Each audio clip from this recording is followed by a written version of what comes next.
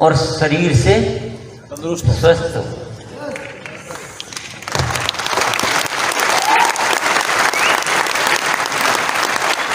शायद आप लोग किसी रॉयल्टी टेक्निकल बनो, उससे 10 गुना इच्छा मेरी रहती है कि आप स्वस्थ हो, और उससे 10 गुना ज़्यादा इच्छा रहती है कि आप मोरल वैल्यूज से भरे हुए हो, नैतिकता आपके अंदर हो, सात्विकता हो, या जिसकी आध्यात्मिकता शब्द आपने जो यूज किया हो, वो सब कुछ होना चाहिए। ये मेरी हमेशा, और इन चीज़ों पे मैं हमेशा काम करता हुआ पाया जाऊंगा, भले ही मुझे लोग बहुत सारे टोक देते हैं कि ये सब बातों से कोई लेना देना नहीं है। तो दुनिया में तो पैसा कैसे कमाना है, कैसे लोगों को उल्लू बनाना है, वो बात बताओ आप। तो आप कितने भी कहो, लेकिन मैं मेरे प्रिंसिपल से मैं हिल नहीं सकता, क्योंकि मैं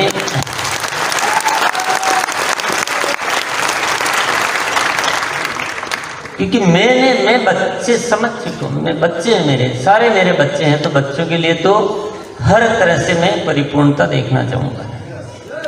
अब आपको कभी अच्छी लगे कि नहीं लगे, मुझे कहना आता है कि नहीं आता है, उन सारी बातों से मतलब नहीं है। सत्य तो यही है, आप बहुत पैसे वाले बन जाओगे, शरीर स्वस्थ नहीं है, मन अच्छा नहीं है, तो मैं संतुष्ट नहीं होऊंगा, मुझे मजा भी नहीं आएगा। मेरे साथ तो उल्टा है, थोड़ा पैसा कम भी होगा चल जाएगा, लेकिन तन मन स्वस्थ होना चाहिए। यस।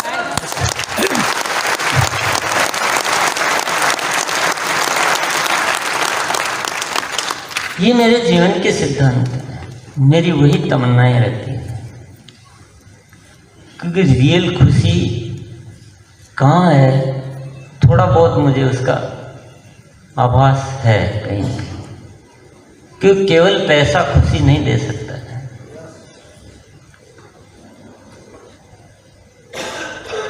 जब तक जीवन में अच्छा ही नहीं है ना, तो पैसा अपने आप में कोई अच्छा ही नहीं बन सकता।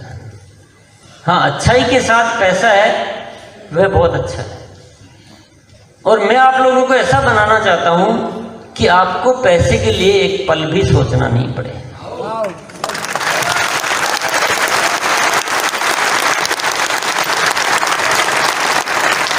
कि जैसे इंसान पैसे के लिए सोचता है, उसमें दोष आ जाता है।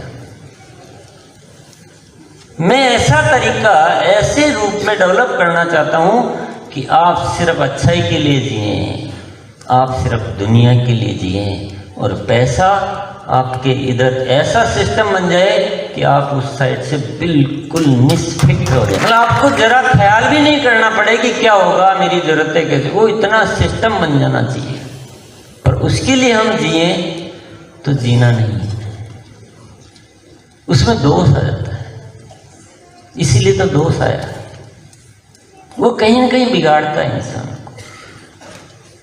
एक पिकअप सेंटर पर सामान खरीदने जाता है नया कोई डायरेक्ट सेलर, तो पैसे की कैलकुलेशन की वजह से कभी कभी ऐसा कह देता है कि तुम खरीद के क्या करोगे, मैं तुमको ऐसे ही ज़्यादा डिस्काउंट दे देता हूँ।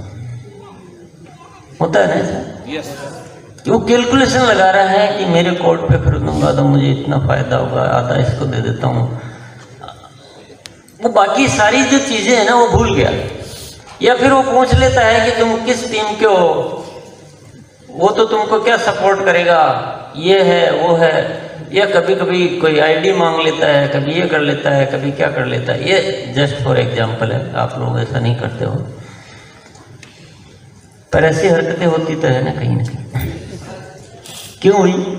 लालच। क्योंकि केवल पैसा दिखा, अपना डिजाइन भूल गया, अपनी जिम्मेदारी भूल गया। तो पैसा इंसान को बिगाड़ देता है, और पैसा जैसे इंसान को बिगाड़ता है, वो हर रूप में असफल हो जाता है, पैसा भी नहीं आता उसके। और जो अच्छा ही, जो किसी को भी देख के खुश होता है, उसको हेल्प करता है, वो इस आरसीएम में क्या होता है, बहुत विश्वास हासिल कर लेता है दुनिया का, लोगों का, अपनी टीम का। और जो विश्वास हासिल करता है वही आगे बढ़ पाता है। ये आरसीएम का डिजाइन। यहाँ पे चालबाज लोग ज्यादा आगे नहीं बढ़ पाते, वो ऐसा समझते हैं, कोशिश करते हैं, पर वो फेल हो जाते हैं। पर लेकिन जो अच्छे लोग होते हैं, जो हेल्पिंग नेचर के लोग होते हैं, वो बहुत विश्वास हासिल कर लेते हैं अपनी टीम का, दूसरी टीमों का, तो वो बहुत आगे बढ़ते। बोलो जी यार, सीधा सीधा फंडा है, अपनी टीम को बच्चों जैसा प्यार करो, सर्वस्व विकास के लिए सोचो।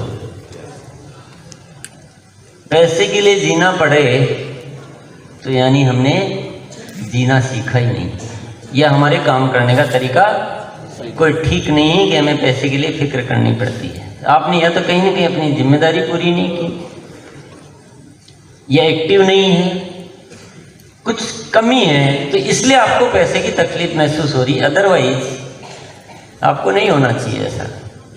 सिस्टम तो ये ऐसा ही बना हुआ है। और पैसे के लिए जियोगे तो मजा तो नहीं आएगा, दुनिया के लिए जियोगे तो बहुत मजा आएगा।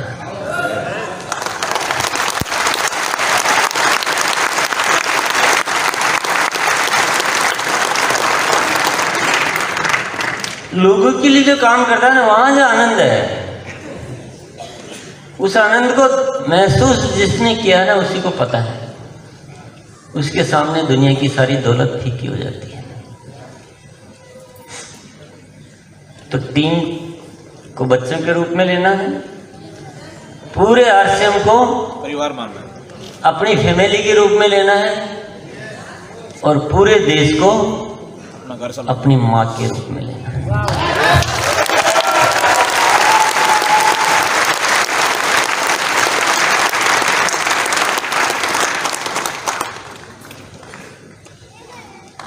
कर सकते हैं? यस। यह फालतू की बात है। नो। इस बात को ज्यादा कोई सुनना नहीं चाहता है, सब फालतू समझते हैं। ये फालतू नहीं है, ये मोस्ट इंपॉर्टेंट थिंग है, जिंदगी की सबसे ज्यादा जरूरी बात है ये। और आप इस धरती पर जो आए हो ना, आप ये एटीट्यूड करके देखो, आपको आइडिया आएगा, आपको पता चलेगा कि वाह, मुझे तो अब तक पता ही नहीं था कि मैं इस धरती पर आया हूं, मेरे अंदर इतनी शक्तियां, इतना पावर है, इतना मजा भी है लाइफ में। तब पता चलेगा, क्योंकि जीवन में जब तक मकसद नहीं है ना, तब तक हम कुछ भी नहीं है। अपने आप में हमारा कोई वजूद नहीं है।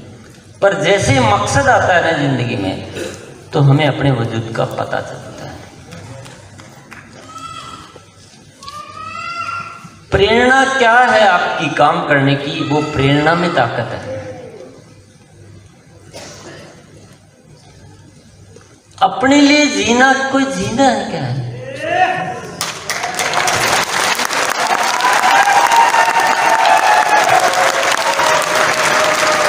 अगर अपने लिए ही जीना होता तो भगवान ने हमें कीड़े मकोड़े बनाया होता।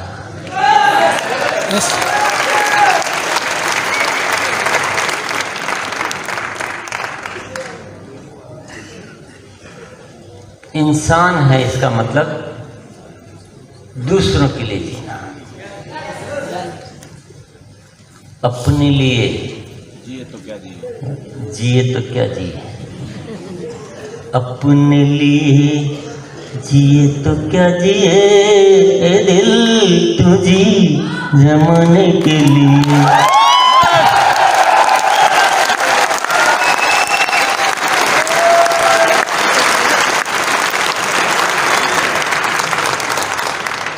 अपने लिए क्या जीना है? जीवन को बर्बाद करना है। अपने लिए जीना यानी सब कुछ मिली हुई संपत्ति को समाप्त कर देना। जो अनमोल मिला है उसको मूल्यहीन के सामने व्यर्थ कर देना। अपने लिए जिए यानी व्यर्थ के जिए, दुनिया के लिए जिए यानी अनमोल के लिए जिए। और एक पते की बात बताता हूं, जो अपने लिए जीता है वो कमजोर हो जाता है, जो दुनिया के लिए जीता है वो ताकतवर हो जाता है।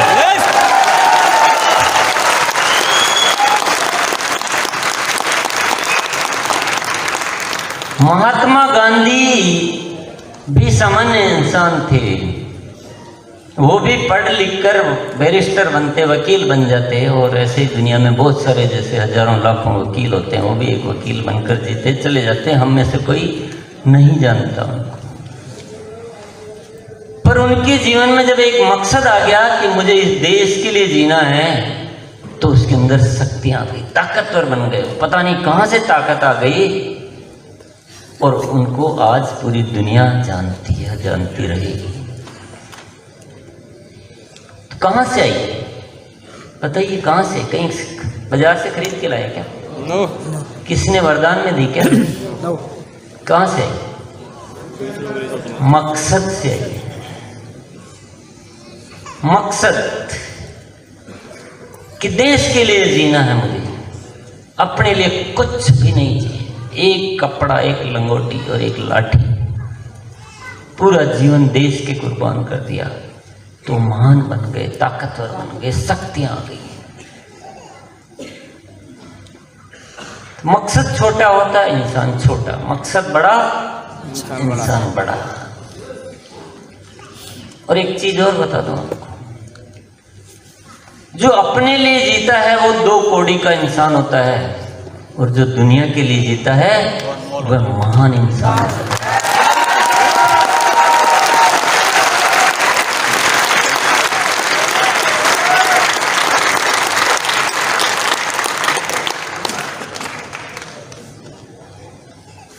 और जो अपने लिए जीता वह डरपोक होता है, जो दुनिया के लिए जीता वो निडर होता है। अब आप सोचो आपको कैसा बनना है। आप सोचिए आपको कैसा बनना है। मैंने तो सोच लिया, क्योंकि सबको अपना अपना सोचना है। मेरे जीवन में भी जब मकसद नहीं था तो मैं कुछ भी नहीं था, मुझे कुछ नहीं आता था, मेरे से कुछ होता भी नहीं था, न कुछ आता भी नहीं था, न कुछ बोलना आता था, न कुछ लिखना आता था, न कुछ और आता था। लेकिन एक मकसद आया और मुझे पता नहीं कहां से वो शक्तियां अंदर से आ गई, और मैं अपने आप को देख पाया। मुझे अपने आप को पहचानने में आश्चर्य होता है कि मैं वही हूं जो पहले था। लोगों को तो होता ही, पर मुझे खुद को भी होता है। पर मुझे बात समझ में आई कि ताकत मेरे में नहीं है, ताकत मेरे मकसद में है। यस।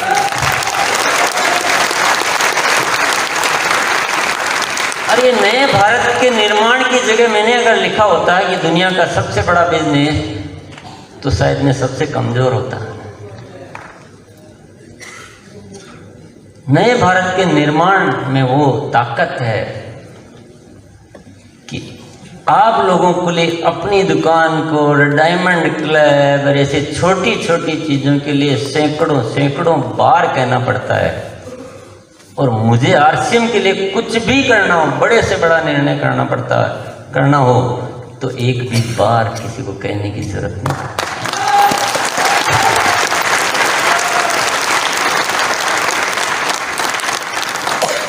न मैं किसी मीटिंग में न जाता हूँ, न किसी सेमिनार में जाता हूँ, न मुझे किसी को याद दिलाने की जरूरत होती है। मुझे मेरे कर्तव्य अच्छी तरह से पता होते हैं, क्योंकि मुझे नए भारत का निर्माण करना है।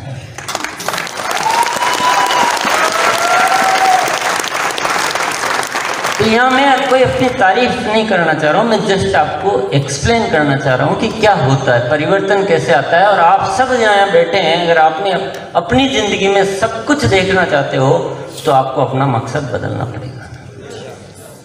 जो आपसे अभी नहीं हो रहा है, मैं गारंटी करता हूँ, मैं लिख के देता हूँ, आप अपना मकसद चेंज करो। जो आपको जिस चीज से डर लगता है ना, उससे सैकड़ों गुना पावरफुल चीजें आप खुद कर पाओगे। मकसद होना चाहिए।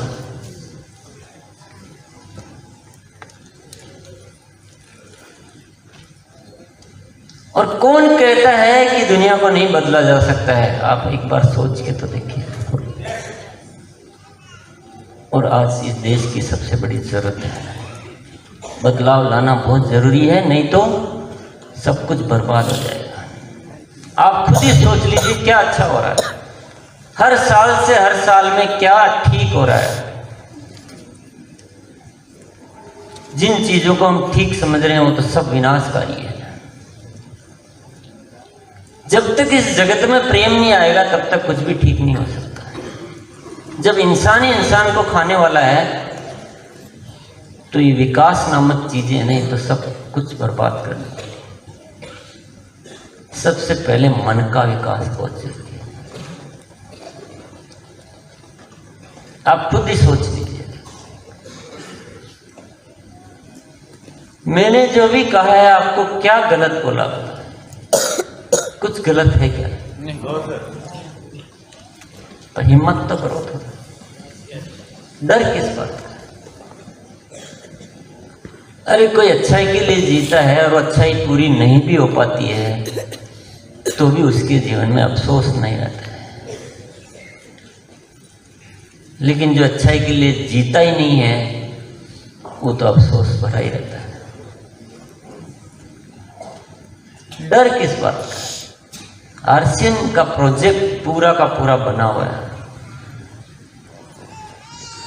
पूरा प्रोजेक्ट आपके सामने खड़ा है। हो सकता है हम बाहर की दुनिया में आकर वो सारी चीजें नहीं देख सकते हैं कि वहाँ मजबूरियां, वहाँ कोई तरीका नजर नहीं आता है, पर हम आरसीएम के माध्यम से एक तरीका हमारे सामने है जो स्पष्ट दिखाई देता है। बिल्कुल अगर थोड़ा विजनरी आप होके देखोगे तो यहाँ से दिखाई देता है कि हम आरसीएम को ठीक से अपनी एक्टिविटीज करें।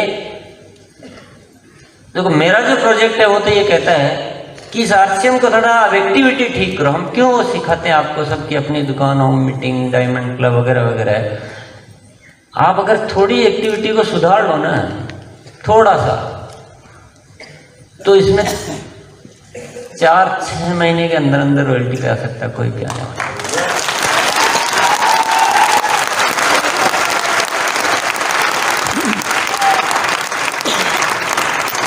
कहीं कुछ गड़बड़ करना नहीं, कोई देश का कोई नुकसान नहीं करना, किसी पब्लिक को परेशान नहीं करना, कोई टैक्स की चोरी नहीं, कुछ नहीं करना। सब कुछ केवल प्रोडक्ट यूज करने का रास्ता बदलना है, प्रोडक्ट को समझना है, प्रोडक्ट से, आरसीएम से, प्रोडक्ट से लोगों से प्रेम करना है, प्रोडक्ट को बताने की कला, वो मकसद आएगा तो सब कुछ आ जाएगा।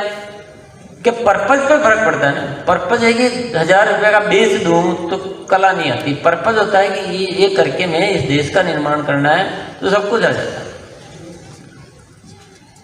तो आप एक्टिविटीज ये ठीक से करो, लोगों को एक्टिव करते रहो, जो भी आते हैं उनको प्रोडक्ट का समझा दो, तो ये अपने आप ही 4-6 महीने में रॉयल्टी आती है। क्योंकि नेटवर्क में ताकत होती है, वो नेट एक से आगे चलता है। और साल भर भी मान लो कि साल भर भी में जिस दिन हमें एश्योरेंस ले आएंगे कि आरसीएम में जो भी आता है 1 साल में रॉयल्टी पर आ जाता है, उस दिन पूरी दुनिया आपके साथ आएगी।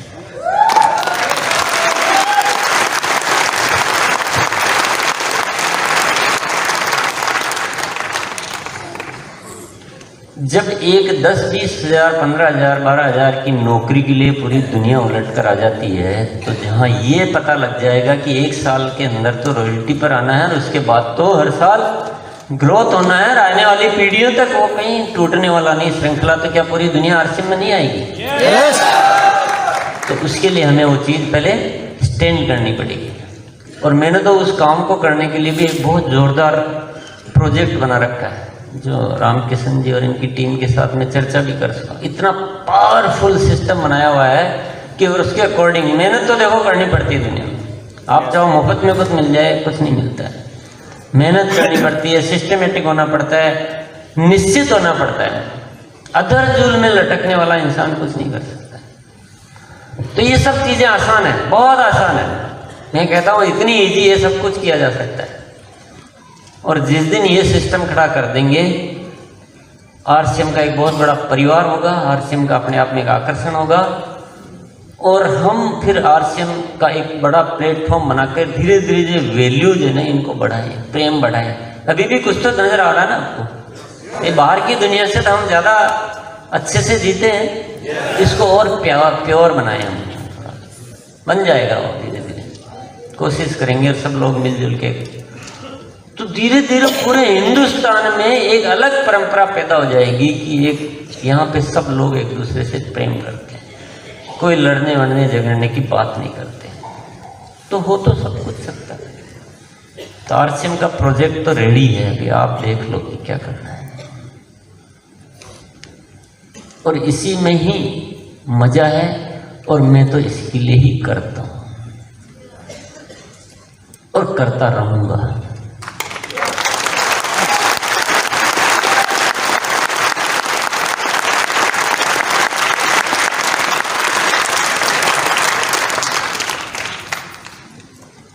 देखो, व्यापार तो कोई इंसान कैसे भी कर सकता है। पैसे कमाने के बहुत तरीके होते हैं, और आप लोग ये बहुत अच्छी तरह समझते होंगे। और समझ लेना कि जिस कंपनी के पास इतना बड़ा इंफ्रास्ट्रक्चर और ऐसे ऐसे प्रोडक्ट बनाने की जिसके पास स्ट्रेंथ होती है, वो पैसे कमाने के लिए आपके दरवाजे पे नहीं आएगी कभी भी। इस बात को ठीक से आप एनालिसिस कर लेना।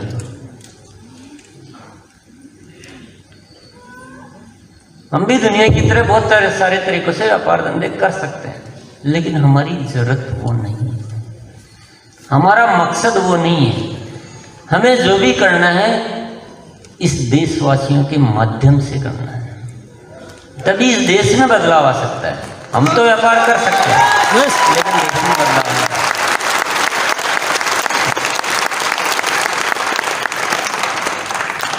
हमारी कमाई वो नहीं है, हमारी कमाई ये है, हमारे टारगेट ये है।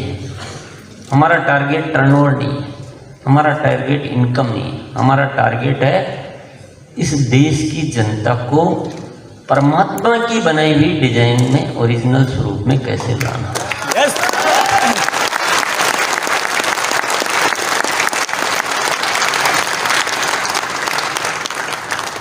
और मैंने जो भी बात की है वो ज़्यादा देर आपके दिमाग में रहेगी नहीं, ये मेरा पास्ट एक्सपीरियंस बोलता है। लोग जब बैठे होते हैं तो उनको बड़ा अच्छा लगता है, आपको भी बहुत अच्छा लग रहा होगा।